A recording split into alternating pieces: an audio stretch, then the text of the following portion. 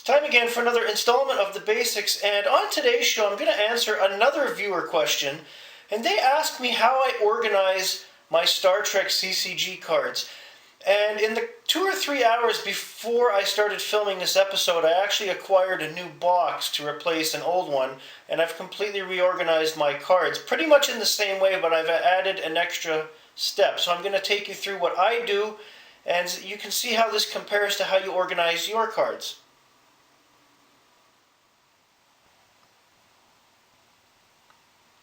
Now, because I've been playing the Star Trek CCG since 1994, I've acquired a lot of cards over the years. I'm not sure what the complete number is for my collection, but I believe it's around 4,000 cards. I also have a bunch that won't be pictured here. This is my new shoebox style double row cardboard box that I just got this morning, and I've added some art to the top of the box as I usually do. This replaces my older box of the same size. The reason why I replaced it because the old box was just falling apart everywhere. So what I do is, and I used to keep personnel in this box as well, but there's limited space. So every card type that is not personnel sits in this box. So anything ships, events, dilemmas, interrupts, objectives, missions, incidents, facilities, equipment, sites, tactics, doorways, artifacts, trouble cards, and tribbles. I also keep a couple extra starter boxes in here for filler now that I have the space, and extra rule books. This is my core box, and when I'm building a deck, I usually bring this box out and go through a lot. That way I know where everything is.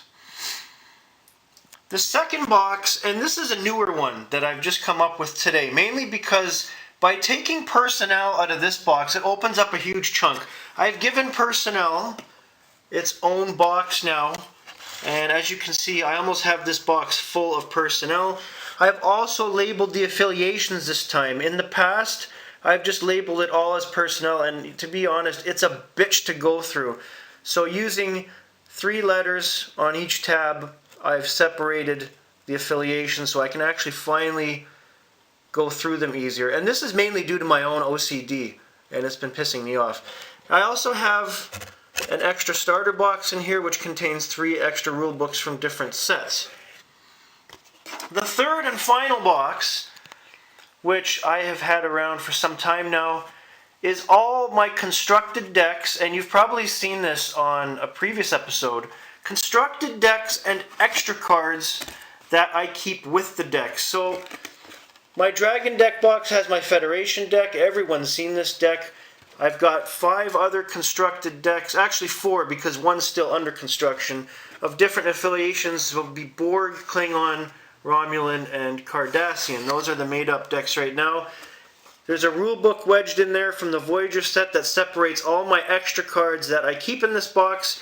You've heard me explain before that it's good to have a ton of extra cards of various card types in with your decks when you're traveling, so you don't have to take the whole bloody collection with you.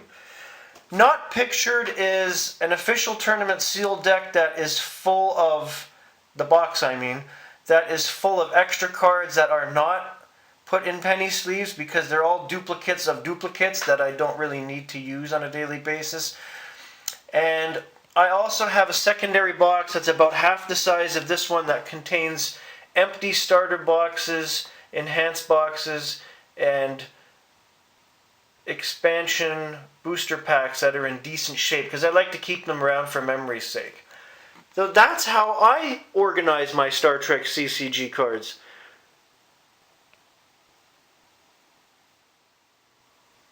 Now, I'm sure everybody has their own organization methods. I know of some people that have the big boxes, which are 4 rows, and they keep everything in there. Because of my storage options here at home, it's easier for me to have a shoebox style double row box and single boxes because I have a little storage unit in my living room where all of these fit perfectly in there, so that's why I keep it to that. It doesn't make sense for me to have a 4-row box because I'd have nowhere to put it. Anyways, in the comments below, I'd like to hear from everyone, and how do you store your cards, especially, more specifically your Star Trek CCG cards?